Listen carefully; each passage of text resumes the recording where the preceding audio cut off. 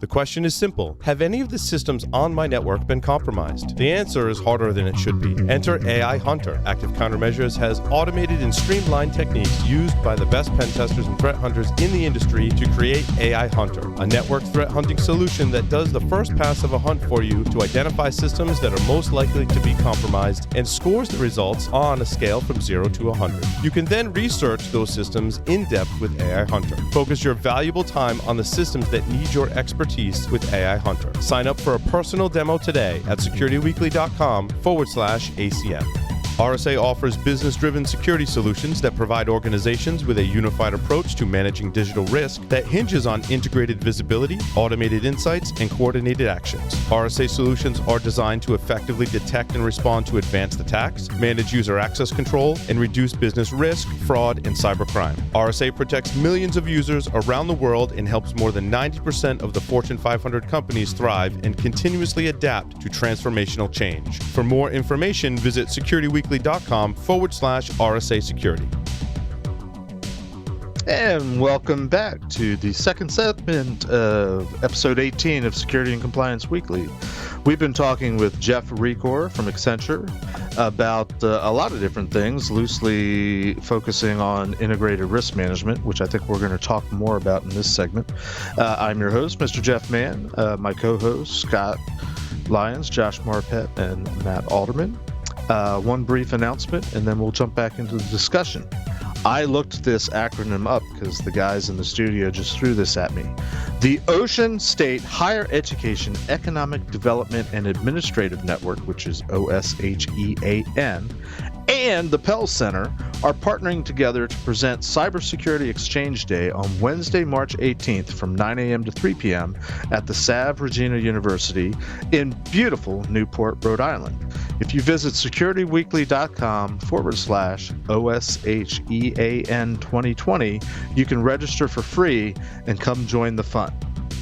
On the break, we were talking a little bit, and Matt, I think you had a question or two to kind of set up the discussion here for the second segment. Yeah, awesome. Part of the topic discussion was integrated risk management is the new GRC. And it was interesting in the first segment, Jeff, you talked about how the risk management teams at the Big Four weren't very big because there was no money in it.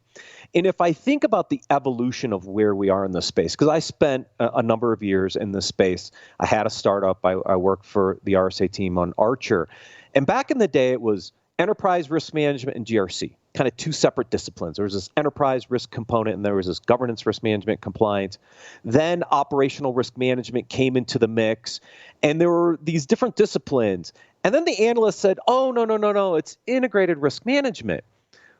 I'd like to dig into this a little bit because if compliance is the driver and risk isn't the driver, is integrated risk management as a discipline really where we need to go as an industry? Yeah, so isn't that a fascinating question? So let me take a step back, right? Originally, if I go back to, I think I started at Deloitte in 2006, 2007, somewhere in there. And we had built the first integrated control library and we went to market with it. And we had some trouble selling it. We actually had to modify Archer and some of the different tools at the time to even be able to handle the data construct and the architecture of a harmonized control, right? And so the whole idea was assess once, test once, satisfy many. And so that was kind of the selling feature for quote unquote GRC back in the day. And when we had conversations with the various analysts at the time, and there were a number of them back then, and there's a far fewer of them today that focus on the space, but there were probably almost a dozen of them back then. They all were trying to get clients to understand that it should be a risk rationalized control decision and not necessarily a compliance checklist approach. But if you look at the way that GRC tools were actually developed, right, they're at the time, most of them coming out, in fact, all of them coming out in the mid 2000s were control-based kind of tools. And so today, what you're seeing with this kind of recategorization, if you will, of these platforms now, right? These CMD platforms or these workflow platforms, ServiceNow, Workday, those types of things are helping, I think, to recategorize this to help them differentiate in the marketplace, that they're asset centric and not control centric. And so to throw the risk moniker in there, I don't think makes a darn bit of difference either way, because at the end of the day, clients still have the same core problem. This is a data connectivity problem of understanding how you go from assets and the associated risks to those assets, and then your associated controls, policies, and regulatory requirements, and how that all maps.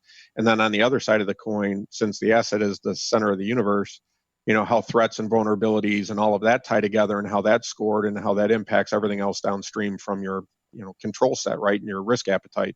So that kind of whole, I'll call it architecture soup now, to me is more IRM than anything. But from an acronym perspective, to me, it's all, you're just building an integrated risk and compliance management system. There is no IRM or GRC. It's all the same thing. I know I just said a mouthful, so I'll take a breath. No, but that's great, because when I created Control Path back in late 03, early 04, I had two centers of the universe. I had the asset database and the asset relationship, which was a core component of what was in Control Path, and then the control library. And what was interesting was, how do you connect those together and understand the interdependencies of the asset and the asset relationship along with the controls? Because controls applied at different layers depending on how the asset structure was all put in place, right? To your point, right? We were very control-centric, but I was also very asset-centric as well. And the way we calculated risk back then was looking at control deficiencies and trying to understand residual risk, which is more of a kind of a bottoms-up risk analysis. What I think IRM's trying to do, and this is where I want your take, Jeff, is with an integrated risk management approach, those components still apply, but now it's also understanding more the top-down risk and how that influences control implementation, I believe, at the asset layer. Is that a good way to think about IRM? I think it's close, right? Where I would probably provide some nuance for you is that, to your earlier point, right? We've talked about in the first segment, it's about understanding your environment, understanding what level of protection is needed, and then monitoring that environment, right? And that's kind of the key basics to cybersecurity. So from an asset perspective, right, we could mean business processes, there's all sorts of ways to categorize your assets. But for me, assets are what own the risk. In other words, risk as an outcome is a moving target on a minute-by-minute or day-by-day basis. And so there's a number of impacts from a procedural perspective that impact risk against a specific asset on any given day and time, right? Any point in time. So to your point, controls are simply the tolerance level of the organization to deal with the risk against that asset. And where technology hasn't been able in the past, to identify it down to a specific asset, it's usually been asset groupings, because we just didn't have the database, power that could handle that kind of thing, right? So now I think you're starting to see what this movement to a platform is, that most organizations have scaled as far as they can take these control-based efforts. They got efficiency gains, from being more efficient around doing things like PCI and some of the other control-based assessments that they needed to do.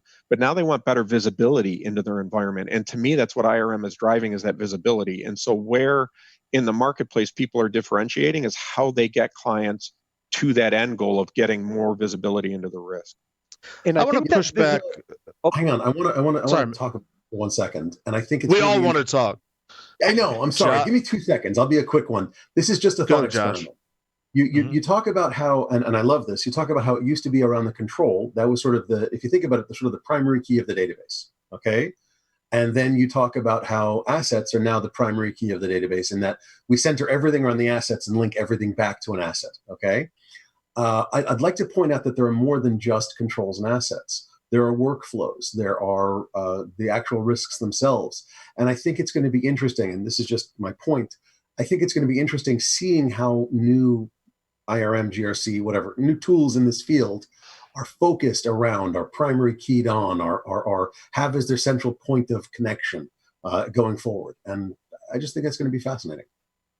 And I think the challenge here, Jeff, just quickly, is the real-time nature of this. None of the GRC tools understand the real-time changes of risk in an environment. It is an assessment typically done through a questionnaire and collected.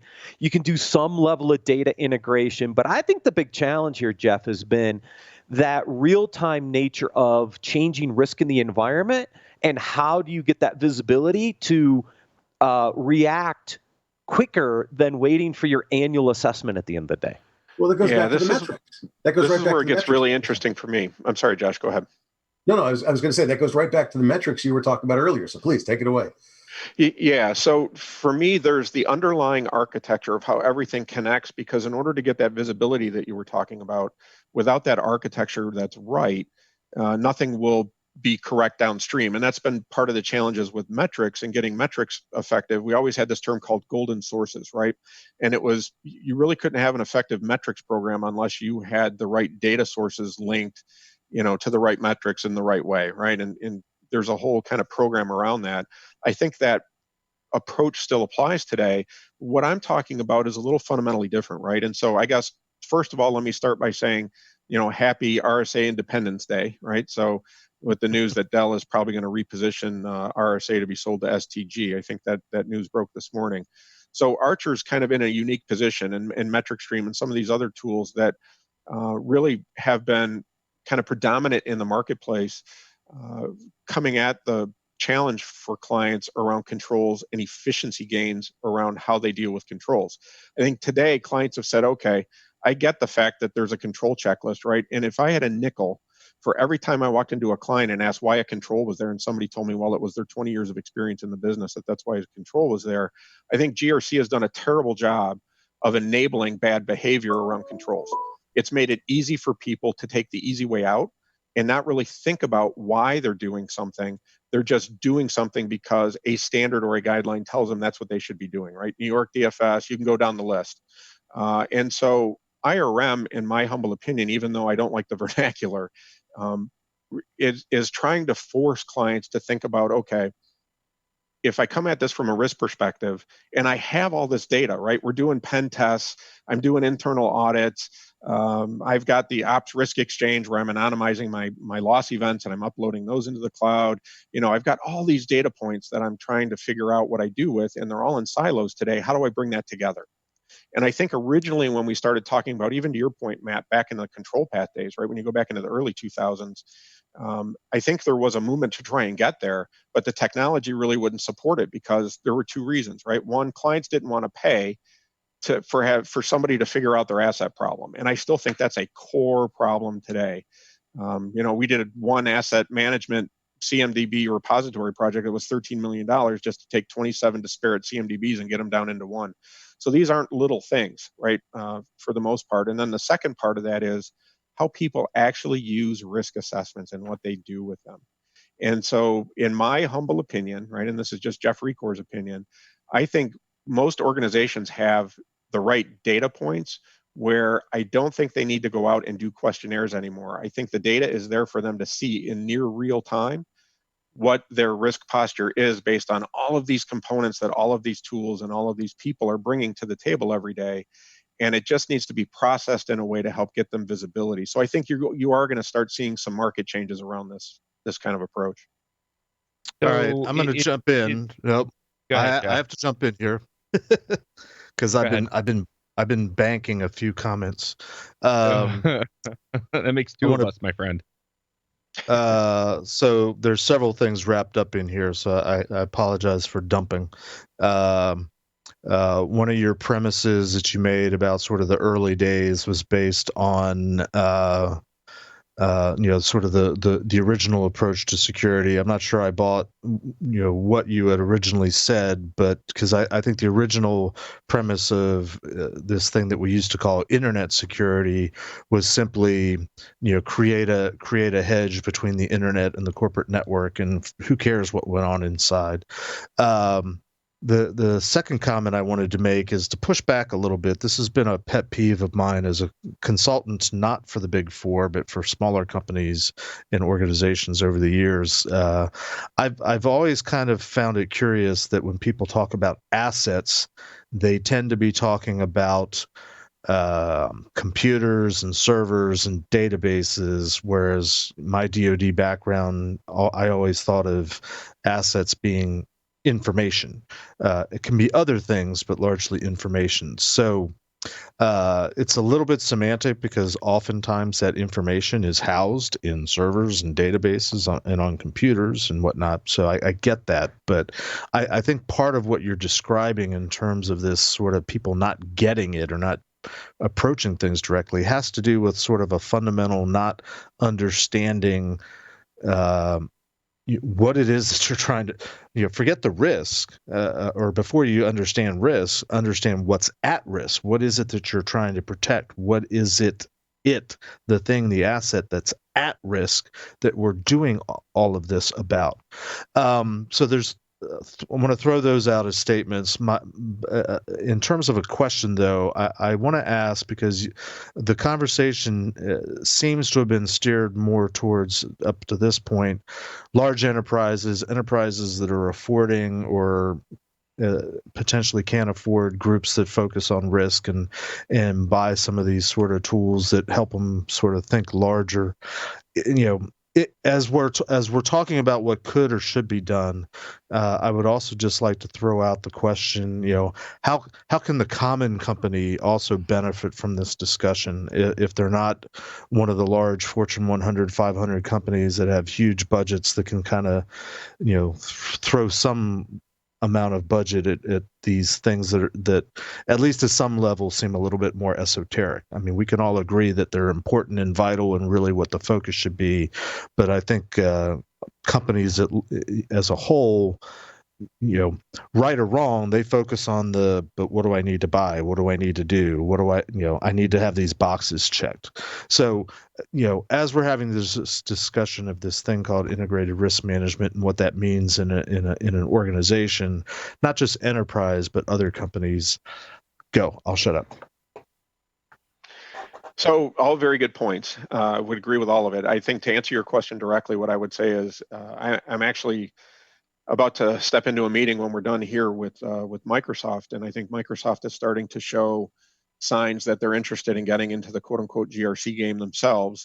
They made an attempt at it back in the mid-2000s. We actually helped them develop a tool called Compliance Manager, and it didn't really go anywhere, and then things changed and other priorities came up, but I think they're making another attempt at it. And the reason why I'm bringing this up is because there is, for the smaller firms, right, to just use that term, that may be limited in size, I think, or in capabilities or in resources, I think that tie back to the business and the ability to understand objectives and taking the data and the structures and the information and the protection mechanisms that you have and being able to tie that back to the business is actually, if not as important, more important for smaller companies to do that because they are so limited with resource.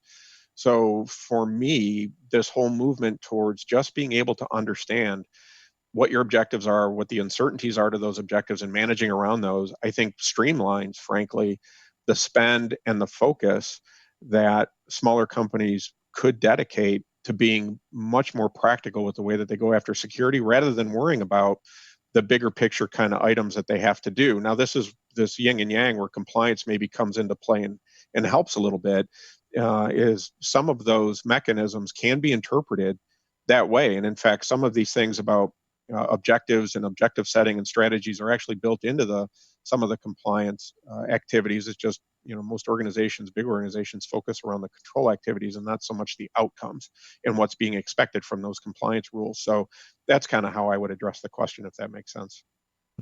I fear you're missing a key component there in understanding the risk, right? So how can small companies push the risk offshore? How can they manage that risk, right? What systems are involved in the risk? How do people tie into the risk, right? And there are a lot of GRC tools and programs out there that can definitely help, right? Earlier you mentioned Archer, right? And Archer is one tool, but it's also a monolithic tool with a monolithic price, unfortunately, for some of the packages that come with it.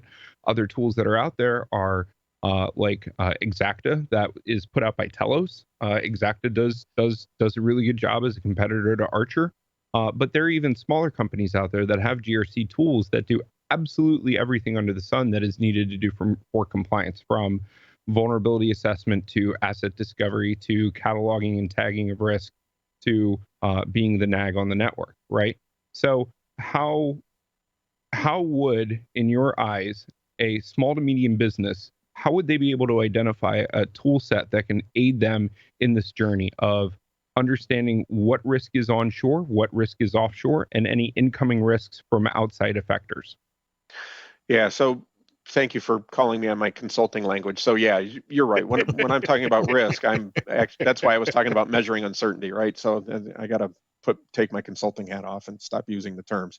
But yeah, that's what we're referencing, right? So from a tool perspective, if you think about GRC or IRM or whatever phrase we want to use today, a risk and control management system, they're really three things and only three things, right? They're a database, they're a workflow engine, and they're a reporting engine. That's what these tools are. They're, an integration of those three capabilities.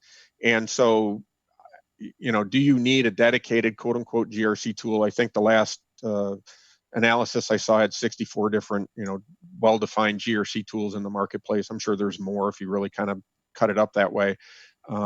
So to your point, how do people actually take a look at it? What I would say is start at the end, right?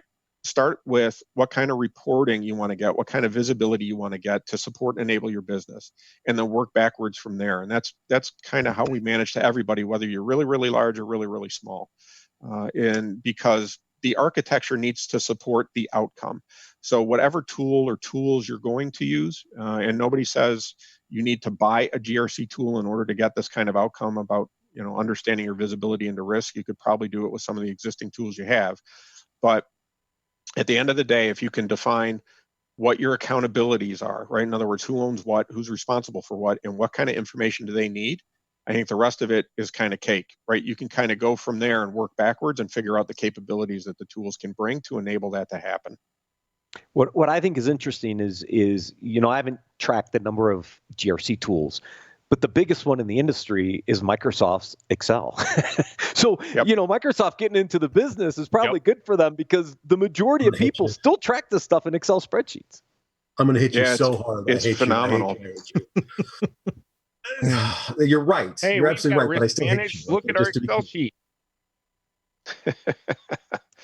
Well, and the thing that's interesting to me is some of this data. So, to Jeff's point about, DoD, right, is a great example because I started my career out that way back in the day, and doing a little bit of work for that 3-letter acronym, and you just look at the STIGs, right? I mean, just that alone, and what kind of data management problem you have in trying to manage STIGs. I mean, that's a major problem for people that isn't readily available in a lot of automated tools today. I mean, some of it's there, but connecting that back into the mothership and getting visibility around just STIGs is a solution in and of itself that I think if you could really make that easy for people, you'd have something. And so, yeah, I have a lot of hope that Microsoft can bring a lot of quality in the marketplace that maybe they're in a different way and at a different level for people around procedures and policies and controls that gives them visibility into risk because they can back into it.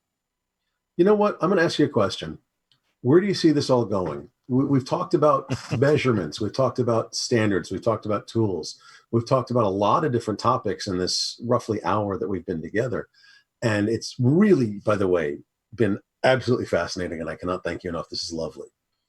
But I'm curious where you think we're going to go in, say, 3, 5, 10 years in terms of compliance, security, working together, how we measure it, how we get better at it or worse at it, depending. What are your thoughts?